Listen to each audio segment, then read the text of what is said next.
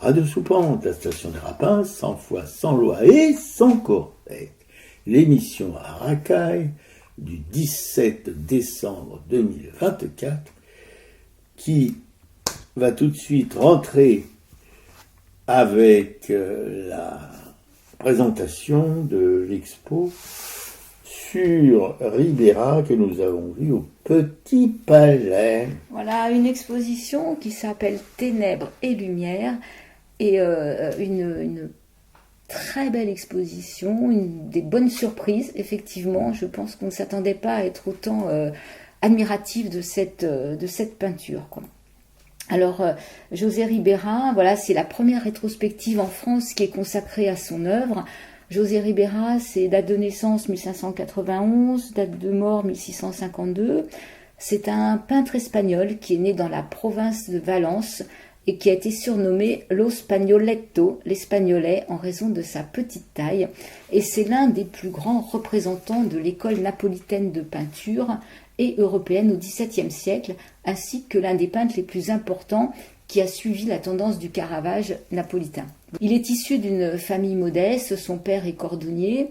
On suppose qu'il arrive très jeune en Italie, il est passé d'abord probablement par Gênes, et c'est une ville amie de la couronne espagnole, en partant toujours par la voie maritime depuis Alicante, et qu'il aurait longé la côte espagnole et française. Un itinéraire qui paraissait assez sûr, un itinéraire que Diego Velázquez a emprunté quelques années plus tard, ce qui lui permet d'éviter les attaques des pirates sarrasins en haute mer, et qu'il a ainsi atteint les territoires de l'Italie du Nord. Il s'installe d'abord à Rome, qui est alors capitale européenne des arts, vers 1605-1606. Il a 15 ans et il va y demeurer une dizaine d'années. Donc il vit au cœur du quartier des artistes, non loin du Panthéon, et il y mène une vie de bohème plutôt extravagante et dissolue. Différents grands courants artistiques dominent alors la scène romaine, et Ribera opte d'emblée pour la voie révolutionnaire du Caravage. Les deux hommes se sont peut-être côtoyés à Rome, on n'a pas de preuves, mais Caravage est parti à peu près au même moment pour Naples. Donc il est parti en mai 1606 pour Naples. Alors Ribera travaille d'abord à la journée pour le marché de l'art, il est tout novice, il arrive à Rome donc au début du XVIIe. Il est admiré par ses contemporains, par sa rapidité d'exécution. En 2 jours, il peut brosser un sein, en 5 jours, il peut faire une grande composition. Et à cette virtuosité technique, il associe aussi une prédilection pour la série. Et il va rapidement se faire connaître pour sa série des apôtres. Il fait des cycles, c'est très en vogue en Espagne, et il va présenter le Christ, les 12 apôtres aussi de manière isolée. Il est soutenu par la communauté espagnole et il accède rapidement au cercle des grands collectionneurs. Alors il y a un fait qui est assez important, c'est qu'on a la connaissance du jeune Ribera, en fait, avant son installation à Naples. C'est longtemps limité à quelques rares mentions biographiques et un nombre d'œuvres assez réduit. Et en fait, ce Ribera romain a été redécouvert il n'y a pas si longtemps, en 2002, lorsque des tableaux qu'on avait rassemblés sous le nom de Maître du jugement de Salomon ont été identifiés comme étant de Ribera. Donc ce mystérieux peintre anonyme, qui était l'un des caravagestes les plus intrigants de la scène romaine, n'était donc pas un artiste français comme longtemps on l'avait supposé, mais en fait il s'agissait de José de Ribera, ce jeune prodige espagnol. Donc soudainement, ce corpus de Ribera s'est enrichi d'une 60aine d'œuvres. Tu vois, le jugement de Salomon, ce grand tableau où c'est Salomon désigne la femme qui est mère de l'enfant. En fait, c'est deux femmes qui se disent mère d'un enfant. Et en fait, la mère de l'enfant sera celle qui dit qu'elle préfère ne pas garder l'enfant plutôt que de le couper en deux comme on le proposait, quoi. Les mœurs un peu particulières. Donc, au cours de l'été 1616, il a 25 ans, José de Ribera quitte Rome. Il a accumulé des dettes, donc il va aller à Naples. Il s'installe dans une maison dans les quartiers espagnols, dans la maison de celle du vieux peintre Giovanni Bernardino Azzolini. Et c'est seulement après 3 mois, il épouse la fille de 16 ans de ce dernier, et ensemble ils auront 6 enfants. Donc là, à Naples, il va trouver une ville qui est en pleine ébullition du point de vue artistique. Il y a de nombreuses églises qui sont construites après le Concile de Trente, qui nécessitent l'intervention de nombreux artistes. Il faut des orfèvres, des mavriers, des peintres, des fresquistes.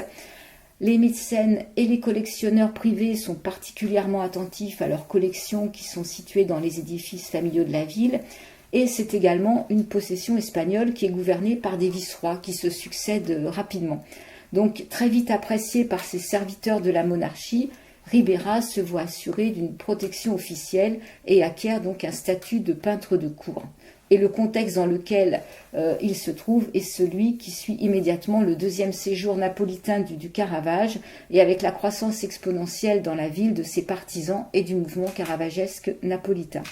Donc il trouve aussi le plein soutien de son compatriote, ami et vice-roi de Naples, le duc d'Osuna. C'est une personnalité qui est très importante dans la jeunesse de Ribera, qu'il a probablement déjà connue quand il était à Rome. Et donc une fois installé à Naples, il reçoit ses premières commandes importantes, donc une série de saints pour la collégiale d'Osuna, des portraits de philosophes ou d'humbles, des scènes mythologiques d'ampleur, un retable, un décor pour une église. Et donc en fait Ribera est un dessinateur et un graveur aussi reconnu, et donc il s'attelle à de nombreux registres et il va retravailler sans ses obsessions, sans relâche. Effectivement, c'est un puissant travailleur. Et de tout son parcours, il y a régulièrement des œuvres qui seront envoyées en Espagne. Donc même si lui ne remettra jamais les pieds en Espagne, en fait, il garde un lien avec l'Espagne. Oui, mais forcément, puisque l'Espagne est présente à Naples, alors. Voilà. Alors donc après on est rentré on a fait salle par salle effectivement, et on a été quand même séduit par déjà dès la première salle ce qu'on appelle la splendeur des humbles. Donc Ribera en fait a représenté effectivement plein des penseurs, des philosophes, beaucoup de philosophes, mais en fait ça devait être comme Caravage, il prenait des modèles dans le peuple, et même dans sa représentation il les représente plutôt en indigents, vêtus de haillons, en fait qui s'imposent à nous, qui sont magnifiques, mais en même temps qui nous écrasent pas. Qui renvoie en fait, à ce qu'on est, à notre intérieur, et qui appuie par cette pauvreté extérieure justement quoi. Voilà, dans notre intérieur, si on est sensible à la pauvreté, parce que bon, je pense pas que dans les intérieurs de Marine Le Pen ça pose des gros problèmes. Et donc, en fait, ces philosophes, on les identifie parce que souvent, il y a des ouvrages qui sont soit des livres qu'ils ont écrits, soit leur nom. Et tout de suite, on va être sensible à ce qui va marquer, en fait, tous ces portraits, c'est sa représentation du corps, des visages, des expressions. De la lumière. Il est comme le Caravage, c'est un génie de la lumière. Il s'est posé la lumière où il faut pour faire ressortir ou la dramaturgie, ou la sainteté, ou l'humanité de ces compositions de personnages. Quoi. Ouais. Et voilà, après il y a une salle qui s'appelle Magnifier le quotidien, et là que ce soit à Rome ou à Naples, effectivement Ribera va s'intéresser aux personnes qui sont en marge de cette société. Et à Naples, il s'impose comme le peintre officiel des vice-rois espagnols. Il multiplie donc les commandes religieuses majeures, mais il reste quand même un grand portraitiste de la plèbe napolitaine. Tout à fait. Donc on peut parler de certains tableaux qu'on a vraiment appréciés, comme celui de la carte postale que tu as acheté. Oui, d'un enfant pied beau avec un grand bâton, qui est pour moi en tout cas. Qui est un petit peu, c'est loin de toutes ces peintures, même si elles sont, si les sujets sont populaires, ou si les personnages peints sont des gens du peuple, cet enfant avec ce bâton et ce pied beau, qui dans le centre du tableau, qui marche vers la droite du tableau, vers le bord du tableau, avec un vêtement dans les tons, comment dirais-je, ocre, rouge, qui sont les vêtements des paysans, des plus pauvres, me touche beaucoup, puisque dans son œuvre, celle qui est présentée au Petit Palais, je crois que c'est à peu près le seul qui représente l'enfance difficile de ceux qui n'ont pas des parents riches, etc. Quoi. Il est là tout seul dans cet espace qui nous fait ressentir cette solitude et cette condition difficile des enfants qui n'ont pas des parents bien nantis. Voilà. Non, il y a une tendresse, il y a une gentillesse, on pourrait même dire, de ce personnage qui détonne avec le reste de ce qu'il y a dans l'exposition, où, comme l'a dit ma camarade,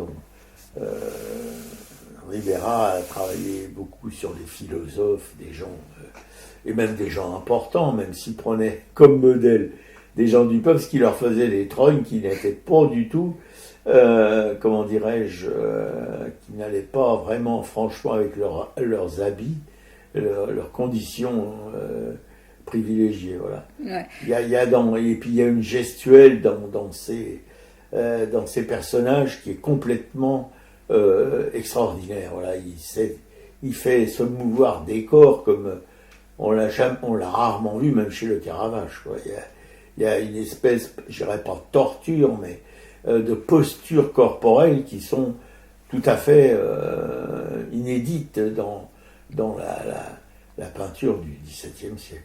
Ouais, on dit qu'en fait, il allait même encore plus loin que le Caravage. Oui, effectivement, dans le on a parlé même de ténébrisme. Alors, c'est vrai qu'on n'est pas forcément fan des mots en isme, mais il passait pour être plus puissant, plus violent et encore de plus dans l'obscur. Et pourtant, sa peinture présentée au Petit Palais, on donne l'impression de sortir de l'atelier. Il n'y a rien de, si vous voulez, c'est peut-être du ténébrisme, mais c'est le ténébrisme dans la facture des personnages, dans leurs traits, dans leurs mouvements aussi, qui sont, je dis, presque un écartèlement. Voilà, il y a des poses que personnellement j'ai jamais vues dans son genre de peinture classique, comme on dit classique, ça veut rien dire, enfin, habituel au XVIIe, etc., etc., dont un personnage qui a les bras qui sont mis d'une telle manière que si vous voulez, c'est absolument pas naturel, quoi. C'est une espèce de presque de langage corporel dont se sert Ribera pour dire quelque chose. Pour dire quoi? L'impression est pour chacun probablement différente. Pour moi, c'était simplement un homme qui voulait exprimer quelque chose de difficile à exprimer et qui le faisait par une gestuelle complètement inhabituelle. Voilà. Ouais, ça c'est vrai, surtout pour ses martyrs, pour ses ouais, saints. Voilà, c'est ça. Ouais. Il y a beaucoup de corps qui sont un petit peu... quand on sent que ces corps sont pas dans une position normale ou voilà, qui souffrent, qui sont tirés de droite et de gauche ou du haut ou du bas. Il y a tout c'est presque un système ou une manière de travailler les corps qui est tout à fait, comment dirais-je, particulière, quoi. Ouais, complètement. Et quand on parlait justement des humbles, il y a cette gitane aussi qui est magnifique là avec son tambourin. Et elle a quelque chose, une expression dans son visage qui est incroyable. Elle nous regarde et elle sourit et voilà, on prend ce sourire de plein fouet dans la tête. Là, c'est. Oui, c'est ça aussi.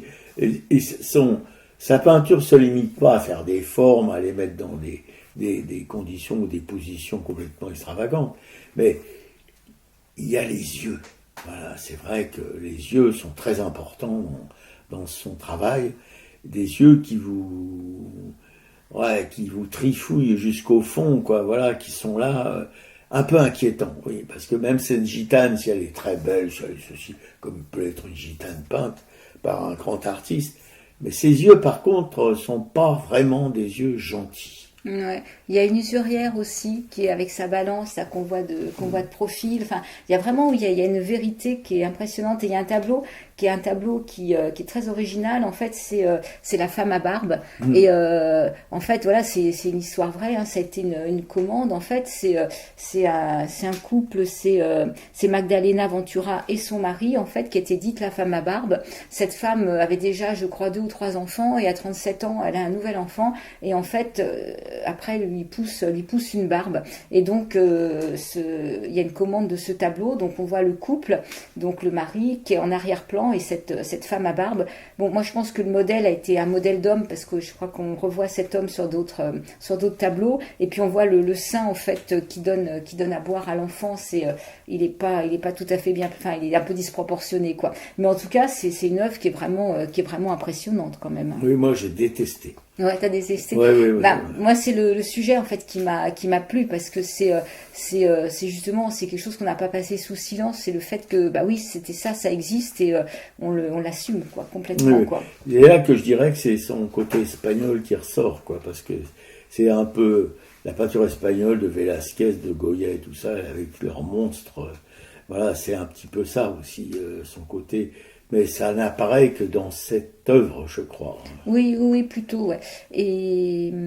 Et d'ailleurs, là, le mari est vraiment en retrait, il est presque fondu, enfin, on le distingue, mais lui il a une barbe qui est taillée correctement, alors que cette femme a justement une barbe qui est beaucoup plus touffue, enfin, et effectivement, ce sein est vraiment mis en avant pour que ce personnage soit identifié que c'est une femme. Voilà, complètement. Ouais. Et quand on parlait des personnages aussi qu'il met dans ses tableaux, on avait au début fait un jeu assez marrant, c'est on s'est aperçu qu'il avait des modèles qu'on retrouvait dans plusieurs tableaux, quoi. Tout à fait, oui. Ça, c'est étonnant, parce que c'est la première fois que ça nous arrive de remarquer aussi souvent les mêmes têtes, les mêmes dans plusieurs œuvres différentes, quoi, voilà. Ouais, c'est ça. Il y avait un Saint Thomas qu'on voit de profil, ce qu'on voit son auréole, et on le retrouve, je crois, dans le Jugement de Salomon. C'est pareil, un autre saint, je sais plus si c'est Saint André, enfin, qui est chauve là, et qu'on a retrouvé aussi dans plusieurs tableaux. Des fois un peu dissimulé, il fallait les chercher pour le trouver, mais il était là. Voilà, il fait du copier-coller avant l'heure, quoi. Oui, ça serait intéressant de savoir pourquoi. Parce que, bon, ça se remarquait que c'était une répétition. Pourquoi il a travaillé comme ça? Qu'est-ce qui l'a poussé à travailler comme ça? Je pense que c'est la facilité, mais comme s'il avait une fascination pour ces personnages. C'est possible, ouais, c'est possible. En tout cas, on n'était pas les seuls à le remarquer à ce moment-là. Non, parce qu'il y a d'autres visiteurs du Petit Palais. Quand on en parlait tous les deux avec Piquet-Cou, qui nous ont entendus et qui ont approuvé, qui sont rentrés dans notre discussion.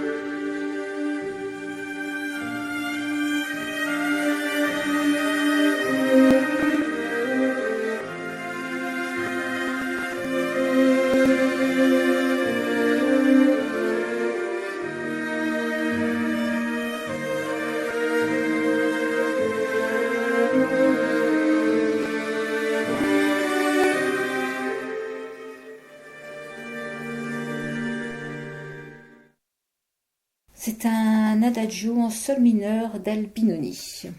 Donc on va continuer. Donc après on a aussi une salle qui est un peu consacrée, toi tu as moins aimé à son dessin et sa gravure.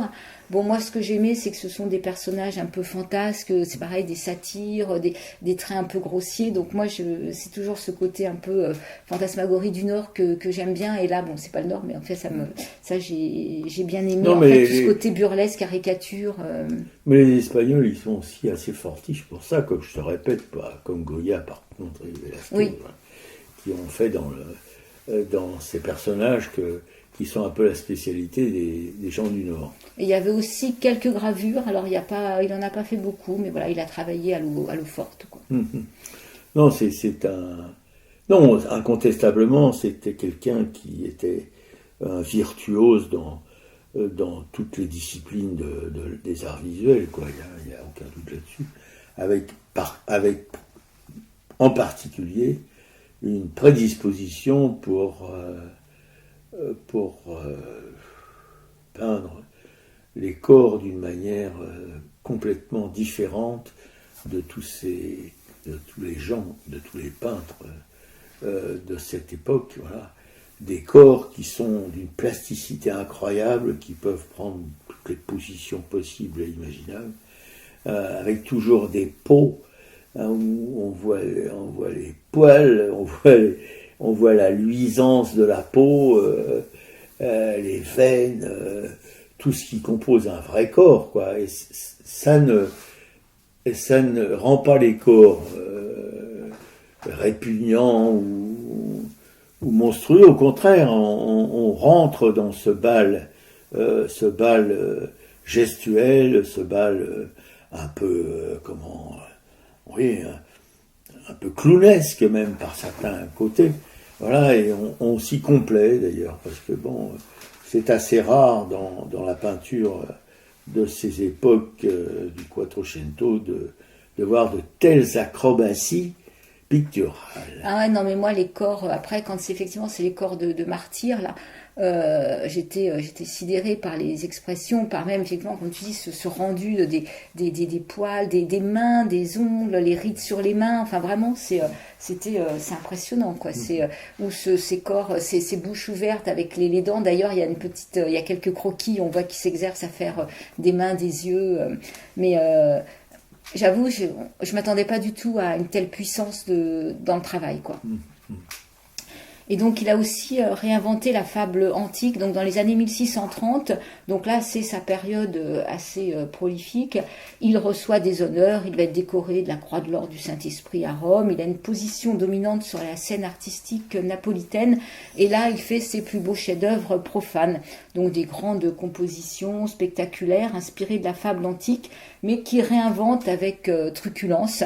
Et donc il y a je pense particulièrement justement à ce Silène ivre que toi t'as pas aimé, ce personnage qui est assis de profil avec son ventre un peu rond. Et justement là dans les commentaires ils disent, est-ce que ça serait pas un clin d'œil à Vénus allongée en fait, est-ce qu'il se moquerait pas d'une Vénus allongée, quoi. Voilà. Enceinte. Et donc, enceinte peut-être, mais en tout cas il y a ce trait peut-être du moment. Moi j'ai beaucoup aimé ce tableau, parce que justement on est dans le burlesque, et ça me plaît toujours un peu, quoi.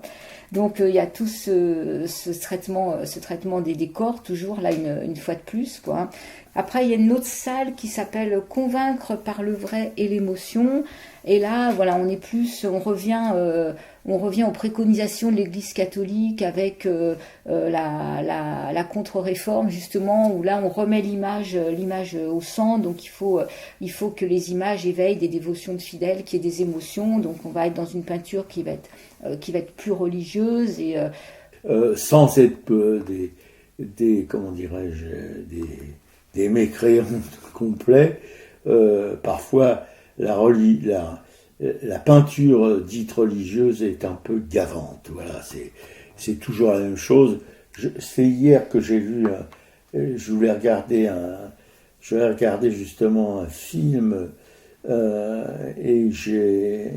la religion intervenait un petit peu trop à mon goût, et j'ai dû l'arrêter parce que c'était un film sur les Vikings avec des sacrifices humains mais particulièrement de femmes, quoi. C'est les femmes qu'on sacrifiait, c'est jamais les hommes. Et quand j'ai commencé à regarder cette espèce de turlupinade sanguinaire et tragique, j'ai dit non, ça va, sacrifier des jeunes filles pour avoir que les dieux aient un regard bienveillant sur nos récoltes, non merci. Voilà. Et ça s'est pratiqué pendant des siècles et des siècles. Voilà. Et toujours avec les victimes étant toujours soit des femmes, soit des enfants. Ouais. Alors lui, ses victimes sont quand même plutôt des hommes, parce qu'il va faire beaucoup de martyrs, et il va aussi représenter pas mal d'ermites, de pénitents. Il y a Saint Jérôme qui l'a peint une 40aine de fois au long de sa carrière, qu'on retrouve toujours avec ses attributs. Il a toujours, je crois, il est avec son crâne. Et il y a une toile qui, moi, m'a marqué quand même beaucoup, c'est Sainte Marie l'Égyptienne, qui serait une ancienne prostituée, qui après a vécu en ermite dans la montagne pendant 40 ans, se nourrissant seulement de pain. Et cette femme, elle est impressionnante. On sent sa maigreur, mais telle qu'il représente, c'est pareil, il représente le haut de son corps dénudé. Et il y a une justesse dans la peau, dans vraiment, on a l'impression qu'elle est là à côté de nous, quoi. Et son regard, c'est pareil, c'est aux traits qui sont forcément creusés. Enfin, et à côté, il y a Marie-Madeleine, et on voit toute la différence avec Marie-Madeleine qui reste plutôt pimpante. Exubérante, on sent un corps magnifique, voilà, et un appétit de vie extraordinaire, alors qu'à côté, l'appétit de vie est éteint et mort, quoi. Ouais. Non, ce tableau-là, j'ai trouvé vraiment très, très, très, très fort, Sainte Marie. Ouais, c'est étonnant d'ailleurs, parce que moi, évidemment, je l'ai vu, je l'ai regardé, mais j'ai pas ressenti ce que tu as ressenti. Et en fait, à partir des années 1640, la vie de Ribera, elle est tragiquement marquée. Il a une maladie neurodégénérative, donc ça va le conduire peu à peu à une infirmité définitive qui va réduire sa capacité de travail et le nombre d'œuvres exécutées. Voilà, donc il aura des délais plus longs pour travailler. Alors je ne sais pas exactement comment il va travailler, ce qu'il a eu, mais voilà, il a une certaine incapacité. Mais malgré ses problèmes de santé, il y a quand même de nombreuses œuvres qui vont lui être commandées au cours de cette période, et parmi lesquelles il y a des œuvres publiques les plus importantes. Les 3/4 sont pour Naples et pour les monuments religieux, quoi. Donc Ribera, il meurt en 1652, il a 61 ans, et il est enterré dans l'église Santa Maria del Parto à Mergellina, dans le quartier du même nom à Naples. Mais apparemment, en raison des rénovations qui ont été apportées à l'église, il n'y a plus aucune trace de ces vestiges, quoi. Oui, ça c'est aussi, ça ajoute, si vous voulez, à une existence complètement fascinante d'un personnage. Alors, on n'a pas d'éléments sur sa vie sentimentale. Il était marié avec la fille de ce peintre, il a eu 6 enfants, et j'ai pas trouvé plus d'infos. Fin de sa vie, son travail est un petit peu différent. Dans les dernières salles, on voit du paysage, donc il y a une palette qui s'est quand même beaucoup éclaircie, puisqu'il y a des ciels bleus, il y a des montagnes, il y a un paysage où on voit justement, il faut vraiment s'approcher, mais il y a 2-3 niveaux, et on voit des paysans, et on repère justement un niveau intermédiaire. Il y a toujours ce petit point rouge aussi qu'on peut voir chez nos naturalistes là. Et puis aussi ce qu'on a remarqué, si on n'en a pas encore parlé, c'est les tissus, ces tissus irisés. Il a une manière de peindre les tissus qui est absolument fabuleuse, quoi. Absolument, oui, tout à fait. Donc voilà. En même temps, il reste pour moi un mystère, c'est où il a appris à peindre. Parce que c'est pas mentionné. En général, même le Caravage, etc., tous ces grands peintres de cette époque, ils avaient toujours des maîtres, ils ont travaillé comme apprentis dans tel ou tel atelier, etc., etc. Et là, il semblerait mystérieusement que sa technique lui est venue comme ça, en passant, qu'il a appris le métier, on ne sait pas où ni comment, mais qu'il avait un métier magnifique. Ça, pour moi, c'est quand même un mystère. Mais effectivement, il y a un peu de flou sur cette première partie de vie entre sa naissance dans la région de Valence, son arrivée à Rome. Ce sont des suppositions. Oui, et comme il était pas d'une famille fortunée, comment il a pu vivre à Rome en ayant d'une manière un peu dissolue, parce qu'il faut de l'argent. Apparemment, il se faisait embaucher à la journée au départ, quoi. Ah Ça veut ouais. dire que très rapidement, il était doué. Enfin, il y a quand même quelque chose qui était Ouais, là. mais et alors il semblerait qu'il n'a fréquenté aucun atelier. Mais il a peut-être fréquenté quand même quelques ateliers. Mais bon, c'est vrai qu'on sait, il n'y a pas beaucoup de choses, d'informations là-dessus, quoi. Et en plus dans l'exposition, il y a aussi une scénographie qui est une belle scénographie avec une recherche de couleurs selon les époques, qui rappelle les pigments qui étaient utilisés plutôt à Rome, plutôt à Naples. Donc vraiment, c'est une exposition, une très très belle exposition. Oui, dans un très très beau lieu. Moi, j'avoue que je craque pour le Petit Palais depuis longtemps, parce que contrairement à son pote en face, le Grand Palais, là, qui est complètement écrasant, là, le Petit Palais, c'est un pimpant, voilà, ça. Et d'ailleurs, ça accueille toujours des expositions un petit peu en marge, je trouve, des expositions classiques de peinture du Quattrocento de ces époques. Voilà. Ouais. Et alors là, je suis en train de visualiser rapidement le dossier de presse. Il y a quelques visuels. Et dans les premières salles, justement, il a fait les 5 sens et il y avait cette allégorie de l'odorat, là où on voit cet homme avec son oignon. Et en fait, ce qu'il faut, c'est justement après, c'est aller regarder de près, toujours pareil, quoi. Regarder les mains, les yeux, tout ce qui fait qu'on est devant un être vivant, quoi. Qui n'est pas. Et il y a ce mendiant. Alors là, le mendiant, c'est pareil, il est extraordinaire avec son visage, son nez, ses mains un peu grosses. Ouais, et là, je me dis, il faut pas trop s'approcher non plus des œuvres, et ça serait bien d'avoir des espèces de petites jumelles de théâtre ou quelque chose comme ça, pour regarder les œuvres de plus loin sans les altérer avec notre respiration, etc., etc. Parce que quand même, si vous voulez, avec les milliers de bouches qui viennent souffler sur ces peintures, c'est pas vraiment le top, quoi. Ouais. Et donc le mendiant, il a été fait en 1612.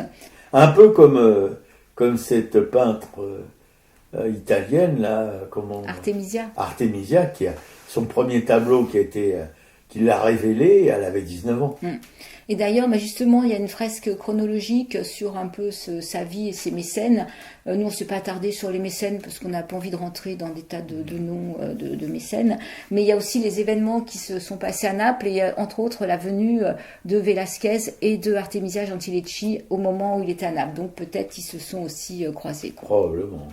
Mais ce qu'on peut dire en tout cas, pour conclure sur cette présentation de cette exposition de Ribera, c'est qu'il faut y courir.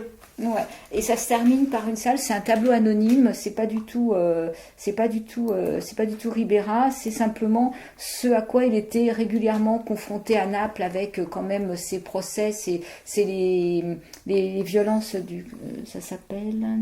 C'est le tableau du vicariat. C'est un énorme tableau où on voit comment les procès qui étaient rendus, les hommes qui étaient pendus, qui étaient mis à mort. Et ça, c'était sur les places publiques, quoi.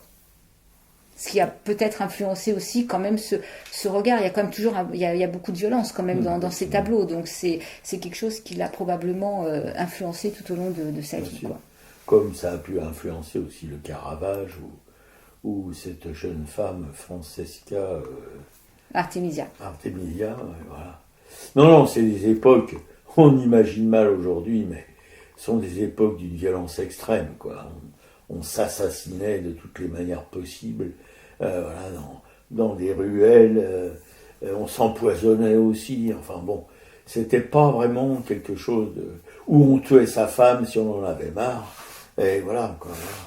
C'était vraiment des époques très sombres du point de vue de l'humanité, quoi. Et que des gens comme Ribera aient pu en tirer des œuvres qui sont pas toutes heureusement dans l'esprit du temps, voilà, c'est quand même un miracle.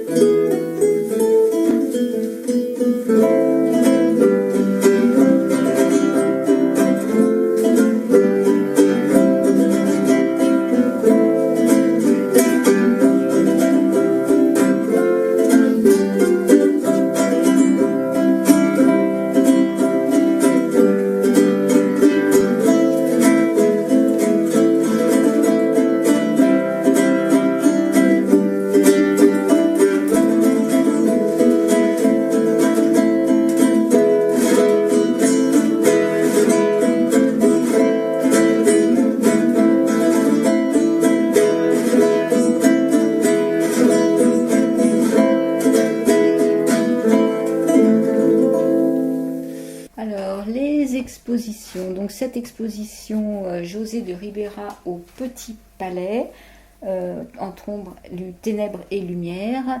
Damien de Roubaix à la BNF Richelieu, en un jour c'est obscur, jusqu'au 16 février. Pollock, les premières années au musée Picasso jusqu'au 19 janvier. Jacques Prévert, le rêveur d'images au musée de Montmartre jusqu'au 16 février.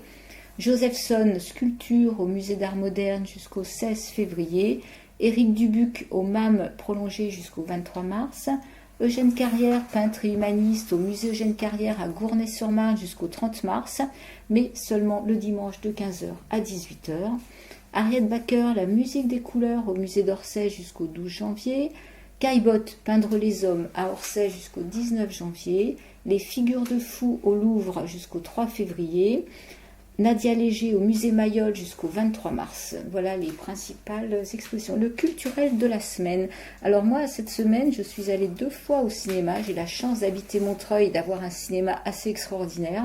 Le Méliès. Et j'ai vu 2 films qui, à mon avis, sont incontournables. Il faut absolument que vous les voyez. C'est deux petits chefs-d'œuvre, 2 films français.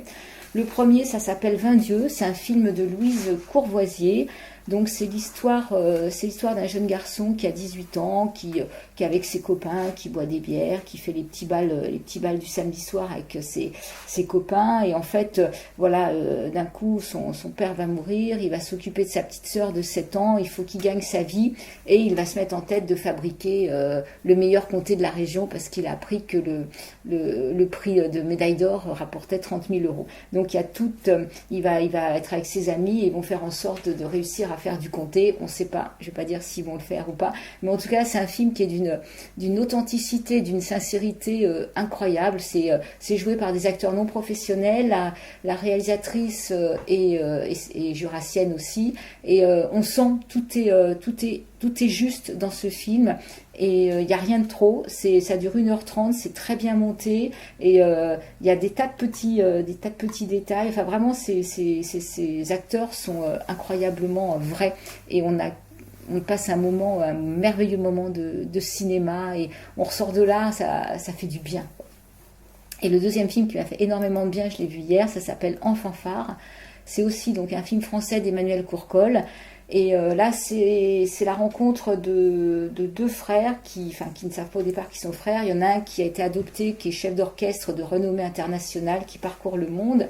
Il découvre son adoption et découvre l'existence de son frère Jimmy, qui est lui employé de cantine scolaire, qui joue du trombone dans une fanfare du Nord. Et donc, ça va être la rencontre entre les 2 milieux. Et tout ce qu'il y a aussi, c'est un film qui est aussi très très juste, qui nous fait beaucoup rire, qui nous fait pleurer. Enfin, je ne sais pas comment on peut autant réussir un film dans l'émotion. Moi, ça m'a complètement porté par, même s'il y a certaines ficelles qu'on peut avoir déjà vues sur les milieux sociaux différents, la rencontre des 2 milieux, mais il y a beaucoup d'humanité, et vraiment, je pense qu'on ne peut qu'aimer ce film. En plus, c'est porté par la musique, parce qu'on a aussi bien toute la musique classique de ce Thibaut qui est chef d'orchestre, donc qui fait sur des scènes internationales, et Jimmy qui lui joue dans sa fanfare du Nord, où là on a la musique de fanfare et comment les deux vont se rencontrer. Enfin, tout ce qui va passer comme interaction, ce qui se passe dans le Nord avec les gens de la fanfare, les musiciens de la fanfare qui travaillent beaucoup, les 3/4 travaillent dans une usine qui est en grève. Enfin, vraiment, il y a quelque chose qui est très beau, au point de vue humain, et qui nous donne envie de croire que le monde pourrait être comme ça, quoi. Merci de m'en avoir informé pour regarder. Et tout de suite, sur Radio Soupente, la station des Rapins, 100 fois sans loi et sans courbet, émettant depuis un Garni et diffusant sur Internet à racaille.fr. Nous saluons nos amanches, Claude et André de la Nation, c'est pas folichon, Claude et William, nos potes de Brest, la nouvelle Côte d'Azur, bretonne, c'est bien connu. Bon, j'espère que vous allez bien, on n'a pas de nos nouvelles. Non, mais on pourrait leur en donner nous-mêmes. Oui, bon, Jean-Paul Souvraz, un grand peintre de Schnorr qui habite à Coudekerbranche, dans la banlieue de Dunkerque, une petite rue mignonne comme tout, avec des petites maisons de Schnorr en briques. Voilà, avec le saucisson et le coup de rouge, c'est le top. Claudine, une camarade à ma camarade Pétiachou, qui partage sa sensibilité artistique. Corinne et Emmanuel Efredo, une bande de potes qui font aussi dans la barbouille. Corinne, non, Corinne, elle fait dans la tapisserie. Elle fait des tapisseries magnifiques. Juliette Planck, une graveuse en relégation à Rochefort-sur-Mer, et qui s'occupe aussi de radio, avec Radio Bigaille. C'est une graveuse, hein, Juliette, faut pas que j'oublie de le dire quand même. Sophie Villoutrex-Brage, une peintre et graveuse, dont on aime la personne et le travail. Clément, qui grave sur tout ce qui bouge, le Van Gogh de la taille d'épargne, qui travaille comme une bête. Agnès Dubart, une graveuse aussi, qui pratique toutes les techniques de la gravure, et qui est aujourd'hui en Bretagne Sud, où elle aussi anime des ateliers. Vous pouvez la contacter, évidemment, si vous voulez apprendre à manier le burin ou la gouge. Voilà. Thierry Morciot, un graveur bruxellois, dont on a connu par le passé le travail, quand il a reçu un prix pour sa gravure, c'était à la Biennale de Saint-Maur. À la Biennale de Saint-Maur, voilà. Et Alice Amoroso, notre camarade de combat, qui grave aussi sur tout ce qui bouge, mais elle est un peu plus calme que Clément, quoique, qui va aller en résidence artistique à la Casa Velasquez. Raoul Viloula, un de ses potes, graveur aussi jeune, et qui grave magnifiquement, qui peint aussi. Ouais, mais on ne peut pas les arrêter, ces jeunes. Colette et Jacqueline, deux veuves de peintres illustres, Odon et Raymond Imbert. Et nous avons appris avec tristesse la disparition de Colette. Liliane et Laurence, deux écrivaines, il ne reste que sur les deux que Laurence. Liliane, elle est partie pour les plaines de Grand Manitou. Voilà, il ne reste que Laurence qui doit toute seule affronter la page blanche. Et ça, c'est pas gagné. Geneviève, notre sorcière bien-aimée. Marie-Christine et Christophe, du militant chimie. Cécile, que la 125e puissance suisse. Cécile, en la Saint-Thème. La Russe flamboyante, qui anime 2 émissions sur une radio OVNI. Une radio OVNI qui m'a viré pour antisémitisme. C'est rigolo. Il faut le faire. Il faut le faire, ouais. La Rose flamboyante, donc, qui anime 2 émissions pour les enfants et pour leurs parents. Et comme c'est une ancienne instite de choc, c'est pas du flan. Anne-Isabelle Roubaille, une peintre de Bourg-en-Marlotte, c'est du côté de Fontainebleau, c'est Bourg-en-Marlotte, c'est une ancienne ville, un petit village, c'était un village à cette époque-là que fréquentaient les naturalistes et les impressionnistes. Et il reste encore des ateliers de cette époque qu'on peut voir en se baladant dans les rues de Boron. Et Florence Quenu a une propriété donc à Bourg-en-Marlotte, un atelier magnifique, un jardin extraordinaire. Voilà, et on a découvert son œuvre dans la librairie L'Empreinte, tenue par Florence Quenu à Bourg-en-Marlotte. Ouais, enfin, c'est Anne-Isabelle Roubaille qui a la maison. Tu t'es un peu... Oui, j'ai un peu mélangé les crayons. Enfin, vous avez l'habitude avec moi. Vous me pardonnez, je suis sûr. Vous avez un démêleur de crayons. Un démêleur de crayons. Dominique Paula-Dardouin, une galériste magnifique qui, hélas, aujourd'hui disparue, mais dont on chérit le souvenir. Sa maman aussi, qui était galériste aussi, a disparu. C'était Thérèse Franco. Elles ont un petit peu fait bouger le gros cul des milieux artistiques parisiens. Marie Dognaud, une galériste aussi avenante que Dominique Paula-Dardouin, et qui garnit ses cimaises d'œuvres impérissables. Antoine Manoury, des Champignons, c'est un groupe de musicos totalement inconnus, sauf de ma camarade Piquet. Ouais, mais pas de nouvelles d'Antoine. Non, mais ça, on connaît. Bon. Anna, ça fait des années qu'il n'y a pas de nouvelles, alors.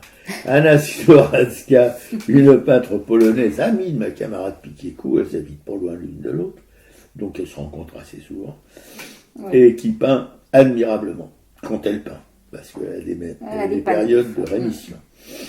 L'émission est à l'écoute sur notre blog arakai.fr et je dois prévenir les camarades et camarades, copines et copains de cette émission que, à cause de ces foutues fêtes de fin d'année que je hais personnellement, nous ne pourrons pas vous réjouir le mardi prochain ni le mardi d'après, puisque c'est trucs complètement... Enfin bref. Mais moi, fêtes de fin d'année à la con. Moi, je me réjouis parce que moi, je vois tous mes enfants et je suis trop heureuse. Ouais, je vois pas les miens. Bon, donc vous avez bien retenu, on sera pas là ni lundi prochain, ni le lundi d'après. Ouais, on revient le 7, quoi. On revient le 7 janvier sur les antennes. Et tout de suite, on se finit avec Faut vivre d'Amélie Ismaël.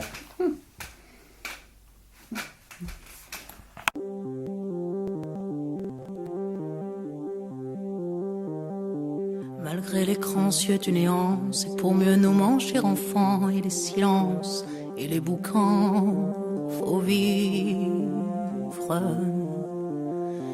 Et bien qu'aveugle sur fond de nuit, entre les gouffres infinis, des milliards d'étoiles qui rient, faut vivre. Malgré qu'on soit pas toujours beau, et que l'on ait plus ses 16 ans, et sur l'espoir, un chèque en blanc, faut vivre.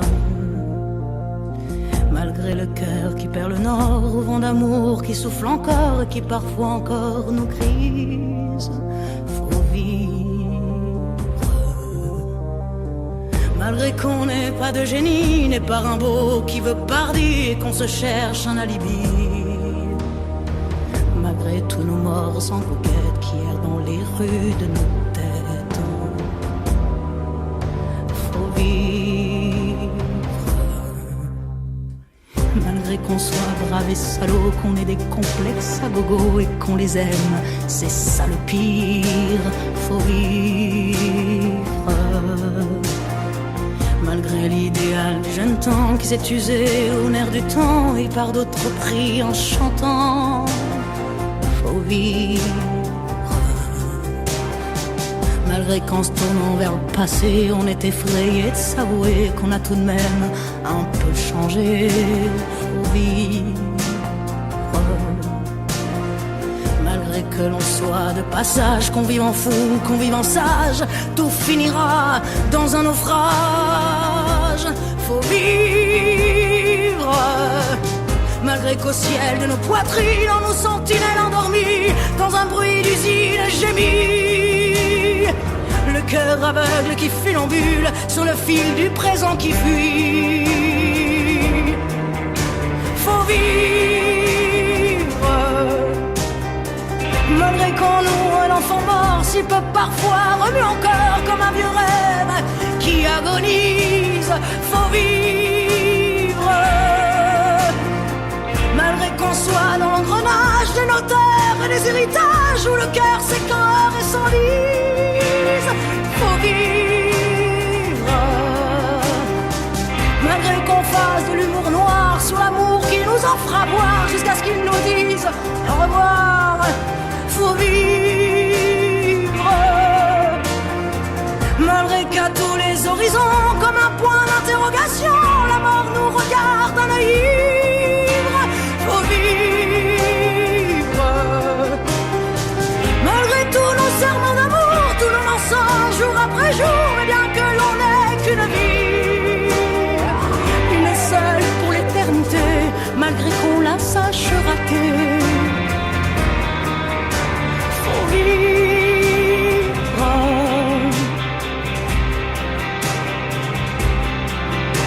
Faut vivre.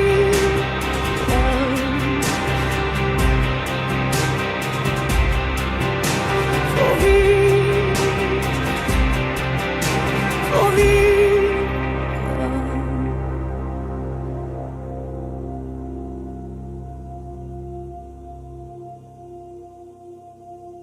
Faut vivre.